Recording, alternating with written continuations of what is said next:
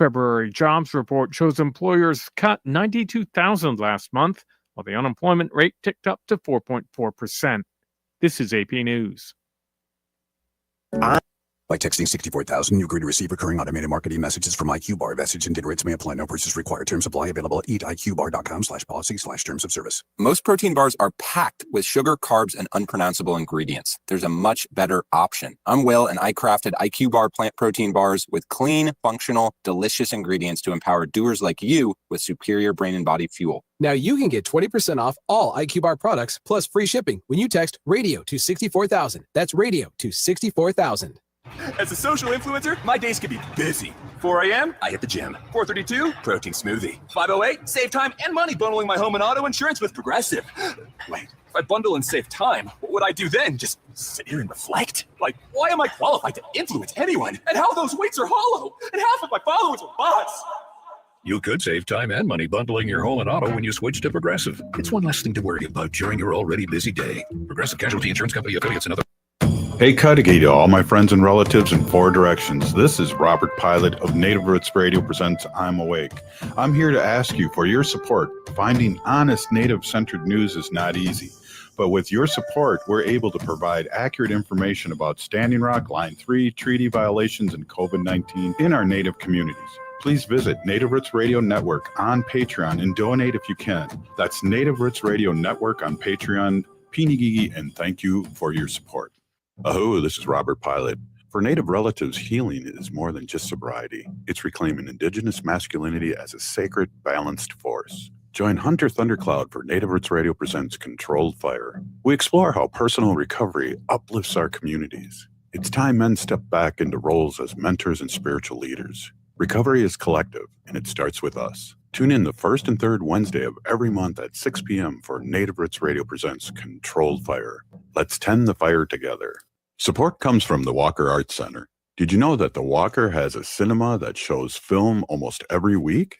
From artist talks, genre-defined performances, and world premieres to archival shorts and experimental soundscapes, the Walker Cinema explores all modes of global and local filmmaking. Get your first tickets for free. Visit walkerart.org/cinema to learn more. That's walkerart.org/cinema. See you at the movies. The city of Minneapolis is now on Native Roots Radio with Minneapolis AIR.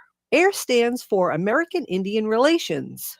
Guest host Christine McDonald talks to people about important things affecting the city's Native communities. Minneapolis AIR dives into topics like public safety, public health, elections, and so much more. Tune in to Minneapolis AIR on Native Roots Radio from 5 to 6 p.m. on the second Wednesday of every month, right here on AM 950. This is Chase Iron Eyes announcing a new show on AM 950, the progressive voice of Minnesota, powered by Native Roots Radio. The show is called Native American Patriot Talk Radio. What will we do on the show? We are going to explore and dive into the source of American constitutional sovereignty, the intersection of Native American and legal issues. Find us the first and third Tuesday of every month at 6 p.m. on AM 950.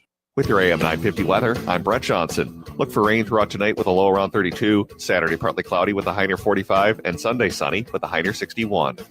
Dinosaur World is taking over Children's Theater Company for an immersive tour where you can feel the roar. Get ready to face off against a massive T-Rex and see what it feels like to get sneezed on by a Triceratops at Dinosaur World. Dinosaur World runs through April 5th, and you can find tickets and more info at childrenstheater.org. Good day to be indigenous.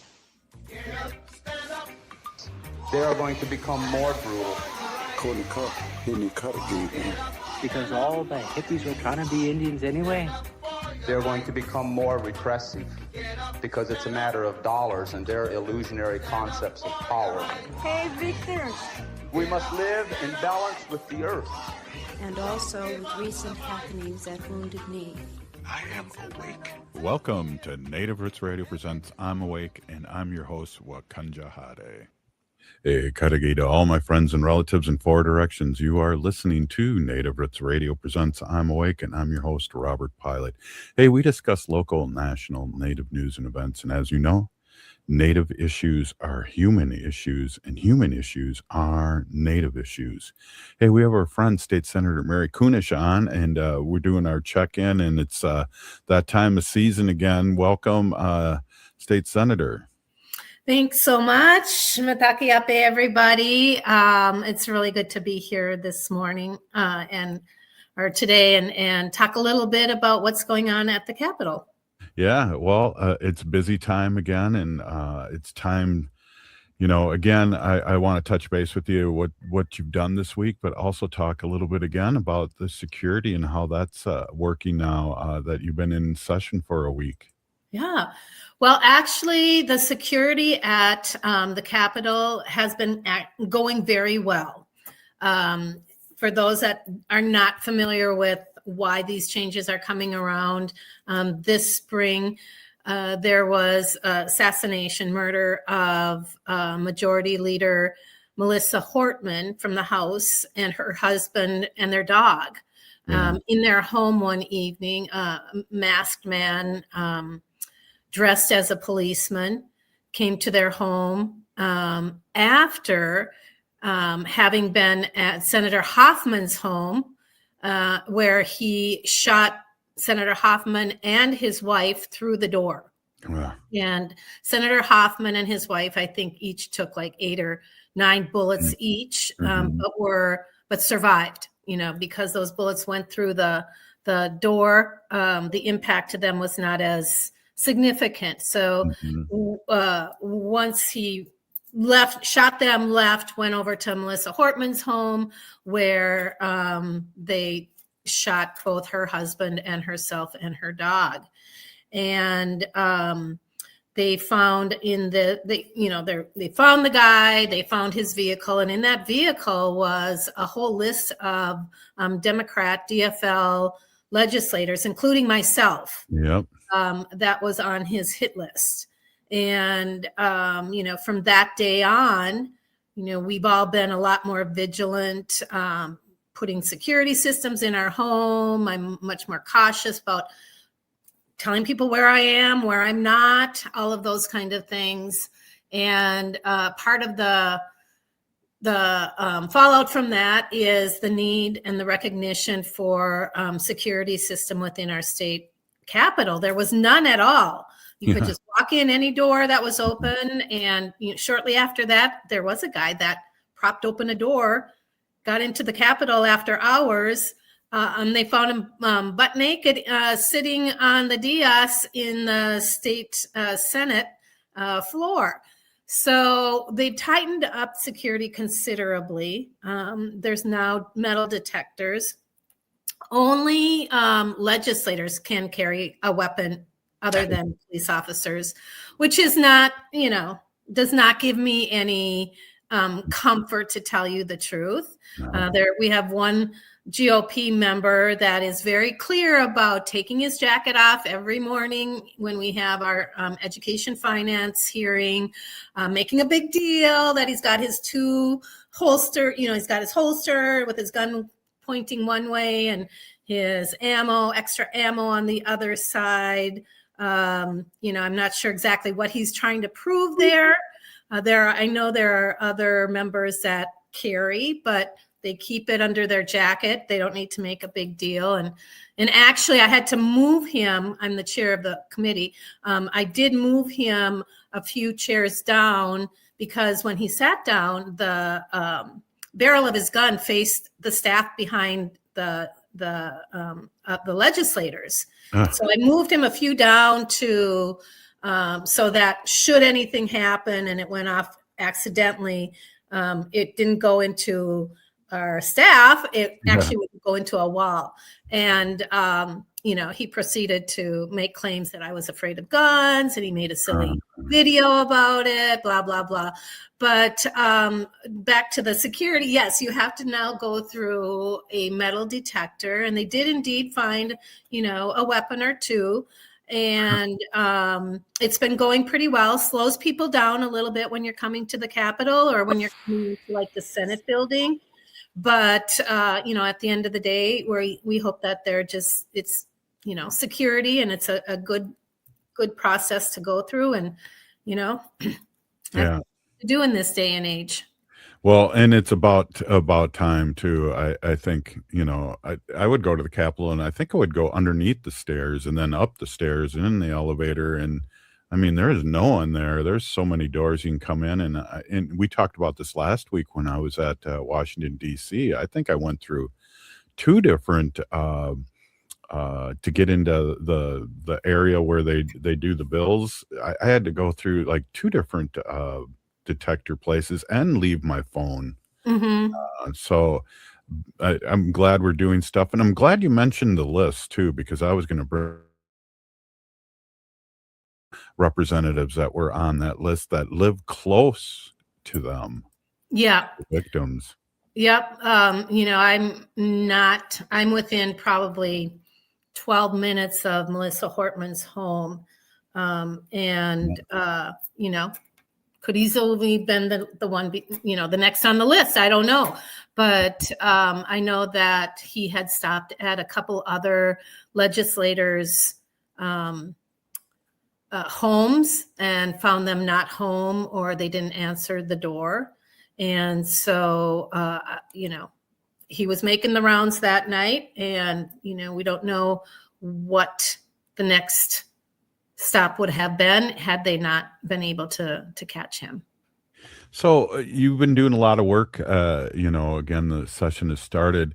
I'm sure there is, but how much talk about what's happening, federally trickles into state business? I know we're in a war now, even though they declined that. The Epstein files, all these things that are happening, and it appears that a lot of your colleagues on the right are like in denial about really what's going on, because these polling numbers of what's happening, 27% are, it's down to 27% now that are supporting what's happening federally by the president. Mm-hmm. I mean, it certainly has direct impact on us here at the state. When you think of the trillions of dollars that have been diverted to ICE operations and now this war, Kristi Noem's big publicity splash, all the billions of dollars she spent on her billboards, on the airplanes that she's been flying around on. Think of how, if those dollars had trickled down to the state, for education, they made cuts in education. They've dismantled the Department of Education. They have started to withdraw and withhold a lot of money from Health and Human Services from Minnesota, because we won't comply in giving out the data of our voters or the people that are receiving those dollars. Look at how insurance is going to go up, all of those things. And let's remember, where does that money come from? The taxpayers. Like Minnesota collectively sends more money to the federal government than we receive back. Yes. And it is, a crying shame. I mean, I wish there was a way that we could withhold those dollars and use them in our state rather than send them to the federal government until they get it straightened out, because I don't want my dollars being spent on those things.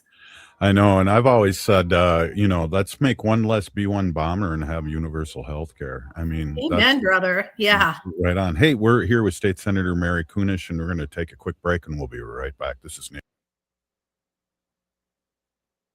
The city of Minneapolis is now on Native Roots Radio with Minneapolis AIR. AIR stands for American Indian Relations. Guest host Christine McDonald talks to people about important things affecting the city's Native communities. Minneapolis AIR dives into topics like public safety, public health, elections, and so much more. Tune in to Minneapolis AIR on Native Roots Radio from 5 to 6 p.m. on the second Wednesday of every month, right here on AM 950. This is Chase Iron Eyes announcing a new show on AM 950, the progressive voice of Minnesota, powered by Native Roots Radio. The show is called Native American Patriot Talk Radio. What will we do on the show? We are going to explore and dive into the source of American constitutional sovereignty, the intersection of Native American and legal issues. Find us the first and third Tuesday of every month at 6 p.m. on AM 950. Support comes from the Walker Arts Center. Local artist Rosie Simas, Seneca Nation of Indians, Huron Clan, embodies Onondaga philosophies of peacemaking and relationality in new immersive installation. Visit Agejagwa Desnigowaweni. I hope it'll stir your mind and explore a space built for communal rest and contemplation. Simas presents a performance of the same name this May. Learn more about the exhibition and performance at walkerart.org. We are your relatives. We are your relations. Brothers, sisters, sons, daughters. And some of us are your grandchildren. We are your community. Historically, we held places of honor and respect. Because of the impact of colonization, some of us are rejected, thrown out from family, friends, and community, set up as targets for sexual violence, sex trafficked, humiliated, tortured, and murdered. Everybody has the right to be safe. We are your relatives. Remember, homophobia is not traditional. Sponsored by the Minnesota Indian Women's Sexual Assault Coalition.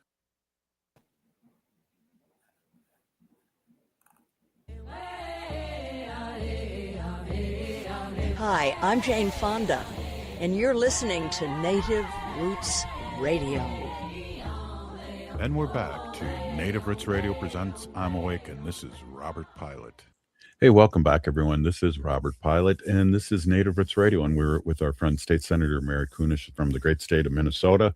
And, geez, we've been talking about a lot of different things, but I'm curious, too, because now you're in the season. You know, what's going on up at the Capitol? What are you working on? What's the past week really availed? Well, we've been working on a lot of different things. There's two things I'd really like to talk about, and one of them is a bill that I haven't dropped yet. It's called Allison's bill, and it is a bill that has a number of changes that would need to be done around public safety and suspicious domestic violence. So this bill is named Allison Lusher, or Allison Lusher. It's the Allison's bill, but it's named after Allison Lusher. And the objective of this bill is to improve investigation of suspicious domestic violence deaths. And we heard this back when I was working on creating the Missing and Murdered Indigenous Women's Task Force, and then creating the MMIR office. We heard so many stories about how these violent deaths were designated as suicide or a drug overdose. And family members would say, no, that's not the case at all. We know this person was clean. We know this person was not suicidal. We don't agree with the findings from the coroner or the investigators. And so what this does is it creates better investigative processes and it again provides support for these families. And I have to say that it really, this came about from Allison's aunt, Jana Williams, and she, has been just so vocal and such an advocate for her niece and their family, saying, no, this is not at all what's been happening. And she's not, she just would not give up. She just would not give up. And she held all kinds of rallies and held Minneapolis public safety responsible for these things. And so I'm really excited to carry this law, Allison's law. We haven't dropped it yet formally, but when we do, we will be talking more about it and some things that we can do to improve not only the practices of public safety, but the supports around supports around families and those members that are left behind. And so, yeah, I'm really excited to carry this. I also will have a few more bills coming around domestic violence. One of them is to list strangulation as, a major offense or and things like that. So yeah, I mean, the things that we have either not in law or in law is really crazy. It's just really crazy. It's like the bill that I passed that says you can't touch people's butt through their clothes. At one time, you could not be arrested if you were going around groping people's buttocks if they had clothing on their butts. So it's really gross, to tell you the truth. And so I'm really, really excited about that. And there will be more to come. It's a short session, so we're going to really have to kick butt once we get those going. And then the other one is actually a constitutional amendment. And that is an amendment that is going to adjust how we are investing the dollars for our Minnesota school trust lands, and how we are able to pull more money into that trust fund right now, but continue to do the best in investing for the future. So right now, all 849,629 public school students in the state of Minnesota receive a per pupil amount, and it's more than $388 million that have been distributed over the last 10 years. Wow.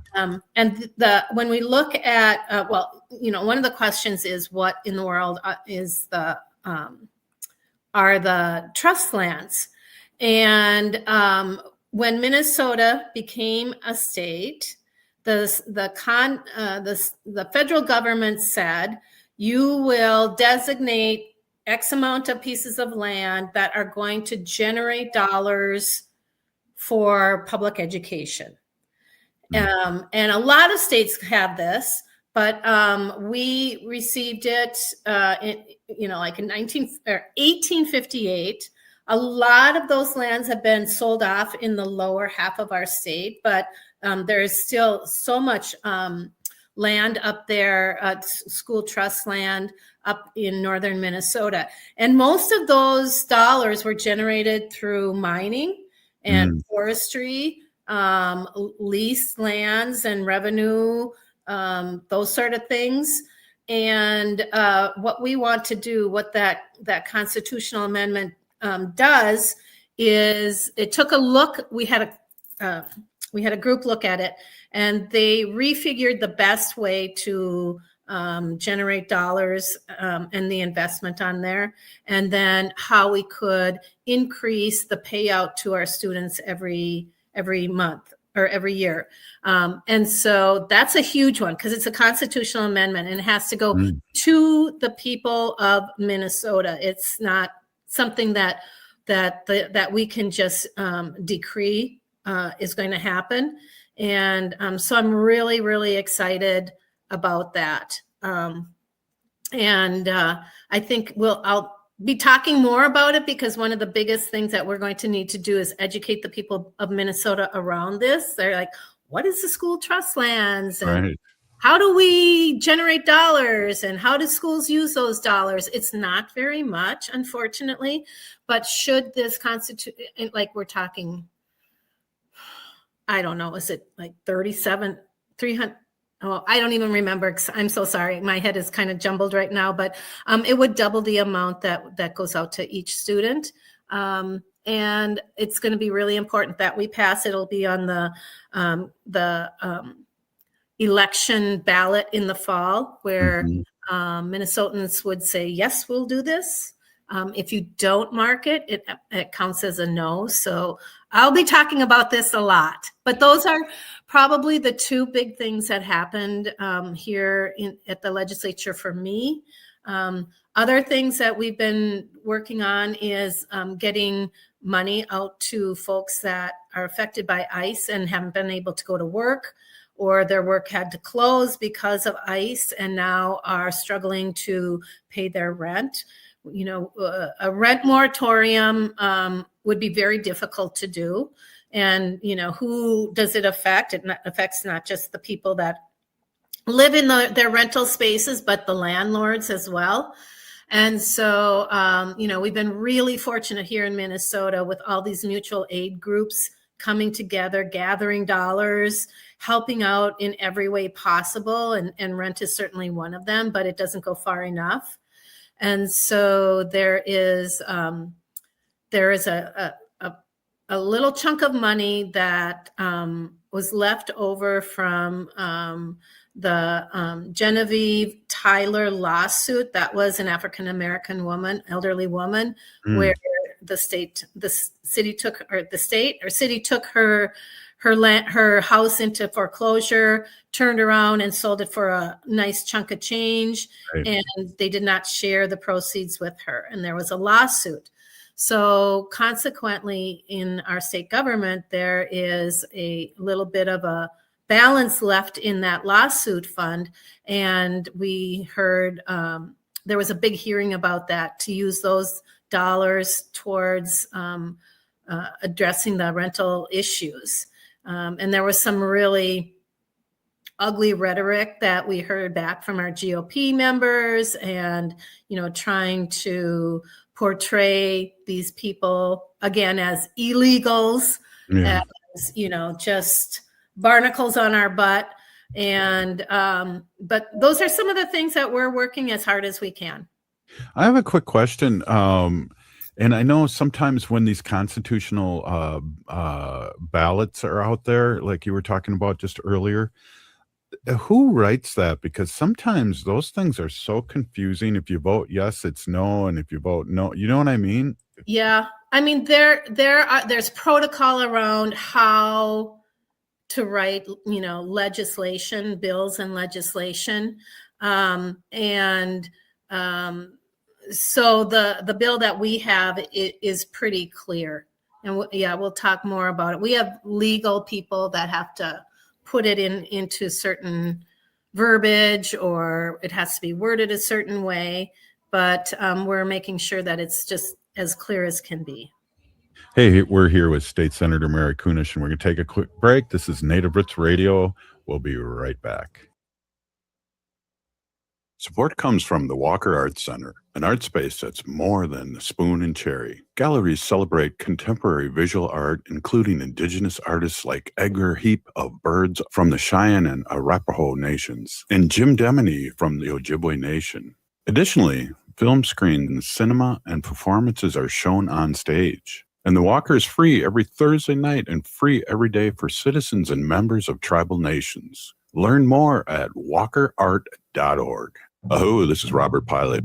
For Native relatives, healing is more than just sobriety. It's reclaiming indigenous masculinity as a sacred, balanced force. Join Hunter Thundercloud for Native Roots Radio presents Controlled Fire. We explore how personal recovery uplifts our communities. It's time men step back into roles as mentors and spiritual leaders. Recovery is collective, and it starts with us. Tune in the first and third Wednesday of every month at 6 p.m. for Native Roots Radio presents Controlled Fire.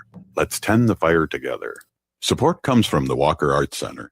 Did you know that the Walker has a cinema that shows film almost every week? From artist talks, genre-defined performances, and world premieres to archival shorts and experimental soundscapes, the Walker Cinema explores all modes of global and local filmmaking. Get your first tickets for free. Visit walkerart.org/cinema to learn more. That's walkerart.org/cinema. See you at the movies. I heard sex trafficking happens a lot in Indian country. What is that? Here are some of the real reasons why sex trafficking happens in Indian country. Unequal gender roles that were forced on us by colonization. Communities don't have enough resources. Silence around domestic and sexual violence. Lack of attention and justice for missing and murdered Indigenous people. There's a lot of behavior that keeps our communities out of balance. These are just a few true reasons why Native communities are targeted by traffickers. When these acts of violence happen in our communities, it opens us all up for exploitation. Sponsored by the Minnesota Indian Women's Sexual Assault Coalition. The city of Minneapolis is now on Native Roots Radio with Minneapolis AIR. AIR stands for American Indian Relations. Guest host Christine McDonald talks to people about important things affecting the city's Native communities. Minneapolis AIR dives into topics like public safety, public health, elections, and so much more. Tune in to Minneapolis AIR on Native Roots Radio from 5 to 6 p.m. on the second Wednesday of every month, right here on AM 950. This is Chase Iron Eyes announcing a new show on AM 950, the progressive voice of Minnesota, powered by Native Roots Radio. The show is called Native American Patriot Talk Radio. What will we do on the show? We are going to explore and dive into the source of American constitutional sovereignty, the intersection of Native American and legal issues. Find us the first and third Tuesday of every month at 6 p.m. on AM 950. Support comes from the Walker Arts Center. Local artist Rosie Simas, Seneca Nation of Indians, Huron Clan, embodies Onondaga philosophies of peacemaking and relationality in new immersive installation. Visit Agejagwa Desnigowaweni. I hope it'll stir your mind and explore a space built for communal rest and contemplation. Simas presents a performance of the same name this May. Learn more about the exhibition and performance at walkerart.org. With your AM 950 weather, I'm Brett Johnson. Look for rain throughout tonight with a low around 32, Saturday partly cloudy with a high near 45, and Sunday sunny with a high near 61. You can discover macarons like you've never tasted before at Nicolette's Macarons in Plymouth. Pick up a box of elegant French macarons today, conveniently located off Highway 169. They're perfect for unique gifts, corporate events, or just for yourself. Stop in and order at NicolettesMacarons.com. That's NicolettesMacarons.com. AM 950, the progressive voice of Minnesota. You're listening to Native Roots Radio. I'm Bobby Wilson. Witcha. Welcome to Native Roots Radio presents I'm Awake, and I'm your host, Wakanja Hade. Hey, welcome back, everybody. Hey, we are with our friend Natalie, and Natalie is the media person for Minneapolis Indian Center here in the Twin Cities, Minneapolis. And geez, Natalie, welcome as always. Always great to see you. I kind of want to, we have a lot of Turtle Island, and I kind of wanted to talk a little bit, if you can, before we get into some events that are happening here this week and this weekend and the next coming months. Talk a little bit about the history. It's really pretty exciting and pretty unique. And I know I have a coaster that says it's the 50th anniversary. I got it like a year ago. Yeah. So Buju, I'm Natalie. I'm Grand Portage Ojibwe, and I do communications here at the Minneapolis American Indian Center. And yeah, so we had our 50th anniversary gala this last year. Robert, you were an attendee. Got to bring home a nice little coaster souvenir. Two of them. We started in 1975 was when our building opened. We're right here on Franklin Avenue in the heart of the American Indian Cultural Corridor. And the reason that the Indian Center started was back in the 50s and 60s. There was all these federal relocation policies that really incentivized Native people to move off of reservations and into cities. So a lot of times there was promises of jobs, things like that. Minneapolis was, I think, a secondary relocation site. So a bunch of Native people moving in from all over into Minneapolis. And Franklin Avenue became kind of the hub of the Native community. Back in the day, it was a bunch of bars and stuff, I've been told. And today it's a really vibrant American Indian cultural corridor. But the Indian Center was really started by community leaders to kind of be a central gathering space for the Twin Cities Native community. And so if someone was moving to town, if someone was looking for resources, it's like, here's the hub. This is our place. This is where you can come. We've got tons of resources here. And, if we don't have it, we can send you to the place that does. This is where you can come to get information and get connected. And that's really been the heart of what we've done for the last 50 years. So our mission is that we provide essential services within a framework of cultural values, which, is very broad, but it's because, our community needs have shifted a ton over the years, and we keep adapting to meet those needs and just figuring out how to meet everyone where they're at and just help our community thrive. And so Yeah, we serve, I think there's 35,000 Native people in the Twin Cities metro 75. right now. And There's yeah, 75. 55? Whoa. 75. 75. Oh my, there's so many of us. And 150 different tribes. And Yeah. that's just Minneapolis, and that comes from the Minneapolis Public Schools. Yeah. That's amazing. There's so many. Yeah. So how many people work at the Minneapolis American Indian Center? Yeah, so we've got about 50 people on staff, which Wow. yeah, really amazing. So we had 30, I think, 2 years ago. But we reopened, we underwent like a $32.5 million renovation and reopened in 2024. So you can see my office. It's the old building from 1975, but we really expanded it and revamped it and made it this big, beautiful open space and added new audio equipment and technology, added new art, new spaces. The Gatherings Cafe space is new. We've got a new art gallery. Charlie's shop, which has been part of the center since the 70s, is in a new space. So he's got a lot more room. And yeah, we really revamped the space and added more people and expanded what we do. So we've grown a ton in the last couple of years. Yeah, and if you've been there before, I think what's kind of comforting too is like the gym's the same, in a lot of ways. Right? Yeah. So the joke was that our ceiling used to leak a bunch, and you can still see the marks from where the water would drip. Like we redid a lot of things, but we kept the foundation, and a lot of the pieces of it are still the same. Yeah, and then some of the hangings that were outside of the building are inside and or replicas of it. So that's also a comforting to see those big murals that are inside the gym now.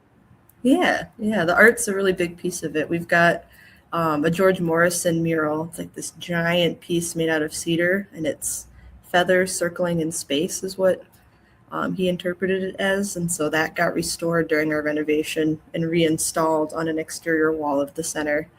And that piece is really amazing because the decision was made to keep it outside so that everyone could enjoy it. So even if you're still in active addiction, if you're on the streets, if you aren't at a space where you can come into the building, because, we're safe, sober grounds, you can't come in if you're using, that piece is still there for you. So even if, you're not at a space in your life where you can be in the Indian Center, you can still enjoy this artwork. It's for everybody. It's for the community. People come from all over to see it. And it's really special that we have it. And we got a really amazing $30,000 anonymous donation that allowed us to restore it during our renovation. So. Oh, you're welcome. No, just kidding. just kidding. Took a second, right? Yeah. So let's just talk a little bit more before we get into talking a little about the restaurant and the other things that happened there. But with what happened here in the Twin Cities just recently from the federal government and ICE and all that, you guys were able to be flexible and shift a lot of your services and be available for tribes all across Turtle Island to help out, and whether it was IDs or just help out. Yeah. So one of the big parts of the center is that we've got space. So we've got a gym, we've got all these meeting and conference rooms, and we rent them out to different organizations and tribes, and we have a lot of powwows here. And so when ICE came in, a lot of the concern was getting people IDs. Typically you have to go back to your reservation, it costs money, and so just a lot of people here don't have their tribal IDs on them just because there's different barriers to getting it. So we opened it up, and so tribes could come in and host events to get people their IDs. And so I don't know how many tribes we had come in, but for a few weeks there, it was like every day there'd be a different tribe setting up, and they would kind of fast track the process where people would come in, they'd get their members' photos and IDs, and they'd print them out here at the Indian Center. And so that was a service that we were really glad we could provide, because it was really scary for a while. People were getting grabbed off the street, and cabin IDs just helped and made people feel a little bit safer and felt better having that on hand. Yeah, definitely being proactive and helping the community is where the Indian Center's at. Let's talk a little bit before we get into what's happening. One of my favorite things, as you probably know, is food. And I love, you just mentioned the Gatherings Cafe. That's a new entity since the Indian Center has been brought up. And Let me tell you, it's reasonably priced. It's delicious. Let's talk a little bit about that. Yeah, so Gatherings Cafe, it was started in 2016, so it's our decade anniversary this Yeah. year. Yeah, and the whole mission is really focused on like making native food more accessible, and really promoting like those healthy foods that our ancestors ate and that have been part of our culture for generations. And so a lot of our food's rooted. We use bison instead of beef and chicken. We use wild rice bread, so we have like this wild rice flour that we incorporate in. What else do we do? Turkey. So it's just, yeah, incorporating native ingredients, but it's all really approachable food. So it's tacos, melts, salads, pancakes. We have a really good wild rice pancake. So it's all stuff that people are familiar with and like comfort foods that we know and love, but bringing those ingredients back into the mainstream and making it more accessible. And it's reasonably priced, so we don't have to get into prices. But I was always pleasantly surprised, and I keep coming back because I'm a thrifty eater. I like to eat, but I'm thrifty. Right? You're a regular. I'm hoping you get a booth at some point. Like, I feel like you're there enough. This should be Robert's booth. Well, I was hoping to get an office next to yours, or maybe just put up a false wall, and I can share your office when I get there. We'll add a little desk for you in the corner. Yeah, or the ceilings look high enough. I could maybe be on the second, or you'd be on the second floor because I'm old. We could bunk it. Yeah. Yeah, right. Right, exactly. So what else is going on? I know there's powwows coming up, and art shows, talent shows, things like that happen at the Indian Center. What's happening soon? Yeah, we got lots of fun stuff coming up. So we do our own events, but we also rent out spaces. So Leech Lake is coming in. They've got their powwow next Saturday, March 14th. Grand entries at 1 and 7, and that'll be in our gym. So that's a big event that's coming up. Our own event, we're starting planning for the May 1st powwow. So every year there's the big American Indian Month kickoff. And so we're getting conversations going about that, and planning's underway. So that's a big thing. To think of what else is going on. I think that's the big stuff. Our fitness center, we reopened recently. We'd been closed because we did a big revamp, and so we got a bunch of new equipment. And that fitness center is free and open to anybody. I think you have to be 16 to be there. But we got brand new equipment. We got the gym space. We've got evening programs, so basketball, volleyball, pickleball. We also started a women-only workout night. Monday nights is women only, so if people feel more comfortable that way, there's a space that's just women only where they can come and work out and be in community, and that's free and open to anybody. You just have to come and register. Yeah, it's funny. My daughter is working over on the avenue or in community, and she's just like, I'm getting rid of my membership and utilizing this, and what a great thing to have for the community, and being revamped. I haven't been able to see it yet, but as you know, I was a wounded warrior there for a while when I fell on ice, so I'm just getting back into the groove. Right? Yeah, you had a cane there for a little bit. It's like, Easy. There's an elder, and it's Robert. Yeah.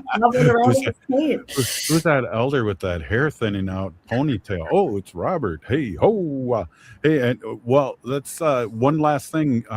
Can you let people know? Because I know there's a lot of stuff going out there, whether it's language out of the Minneapolis Indian Center. I see all these videos. Where can people plug in? Website, Facebook, Instagram, and so on. Yeah, so if you go, we're on Facebook, we're on Instagram, Minneapolis American Indian Center. Otherwise, if you go to our website, it's www.maicnet.org. That's the best way to see what's happening and see all the different programs and services that we offer. Well, again, thank you so much for coming on, Big Peony Gigi. Have a great weekend, and again, really appreciate all that you do and all that the Minneapolis American Indian Center does. Thank you so much, Natalie. Yeah, be great, Robert. Have a good weekend. Yeah, you too. Hey, we'll be right back. This is Native Roots Radio. Ho!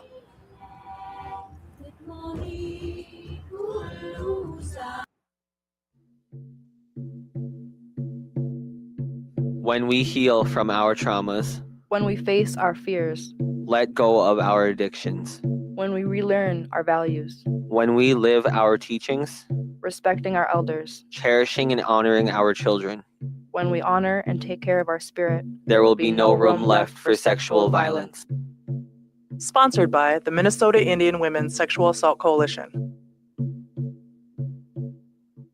The city of Minneapolis is now on Native Roots Radio with Minneapolis AIR. AIR stands for American Indian Relations. Guest host Christine McDonald talks to people about important things affecting the city's Native communities. Minneapolis AIR dives into topics like public safety, public health, elections, and so much more. Tune in to Minneapolis AIR on Native Roots Radio from 5 to 6 p.m. on the second Wednesday of every month, right here on AM 950. This is Chase Iron Eyes announcing a new show on AM 950, the progressive voice of Minnesota, powered by Native Roots Radio. The show is called Native American Patriot Talk Radio. What will we do on the show? We are going to explore and dive into the source of American constitutional sovereignty, the intersection of Native American and legal issues. Find us the first and third Tuesday of every month at 6 p.m. on AM 950. Support comes from the Walker Arts Center. Local artist Rosie Simas, Seneca Nation of Indians, Huron Clan, embodies Onondaga philosophies of peacemaking and relationality in new immersive installation. Visit Age Jagwa Desnigowaweni. I hope it'll stir your mind and explore a space built for communal rest and contemplation. Simas presents a performance of the same name this May. Learn more about the exhibition and performance at walkerart.org.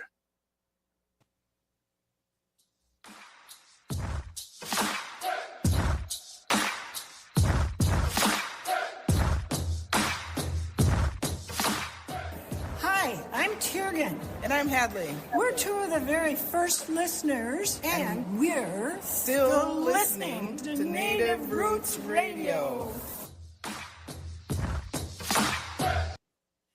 Hey, welcome back to Native Roots Radio. I'm your host, Robert Pilot. In this portion of the show, we'd like to bring awareness to our wolf and bear populations throughout Turtle Island. Say no to the hunts. No. Hey, I want to introduce and reintroduce Wendy. It's been a while since you've been on the show. My awesome and beautiful wife, Wendy. Wendy's been an animal advocate for many, many years and is co-founder of Native Roots Radio, almost in our 10th season. And we're getting fired up for tonight, huh? We are. We're going to our precinct caucus. Yeah. We're caucusers. Yeah. And if this that's is what you want to call it. And this is not our first time, but I just want to say to everybody, Wendy and I had our first time, and it was not that harrowing of an experience. And there's going to be many people down there to help you maneuver through this. Yeah, definitely. Yeah. So come out, find out where your caucus is and check it out. It's important to go and to find out what's going on and who's running for office and who's supports what. And just do it. And so I know it's our Democratic caucus, right? The Republicans don't have a caucus, do they? I think they do. Oh. They do. Okay. But we don't talk about them because they're way outside the MAGA men. And we just want to give a quick shout out to our friend Peggy Flanagan, who's ahead in the polls, but everybody still needs to show up and vote for our sister, progressive sister. Yeah, definitely. Yeah, absolutely. I have a little story here about animals. I didn't introduce myself. Oh, I think yeah, everybody I'm sorry. knows, right? I don't have to say it. Do it. Hey, everybody. My name is Hanaji Hihani. That means cares for them. And I was given that name by my Dega Curtis. Curtis goes by Mashke Hanajinga, which means walks on white clouds. I'm a policy volunteer for Humane World for Animals, and I work on animal issues at the local and state level, and it's always my pleasure to do that. So yeah, so I have this article here. It's from Gentle Bird Moments. It's a Facebook page, and this is from approximately like January 24th. And they show a photo. So the photo is bald eagles, I don't know, maybe 6 or 7 of them, laid out on a table, and it looks like they're sleeping. So that's what they're describing in this article. So the photo is taken inside the temporary triage room at the Wildlife Rehabilitation Facility in Upper Mississippi River region near La Crosse, Wisconsin. I think we've been there. Oh, yeah, many times. Yeah, so they help eagles. They go out and find hurt eagles, rehabilitate them, and let them free. The ones that can't be re-released in the wild, they keep them there. But let me just read this article. It's really kind of unbelievable here. So it's in La Crosse, Wisconsin, where our team has been working nonstop over the past several days. Remember, this is from around January 24th.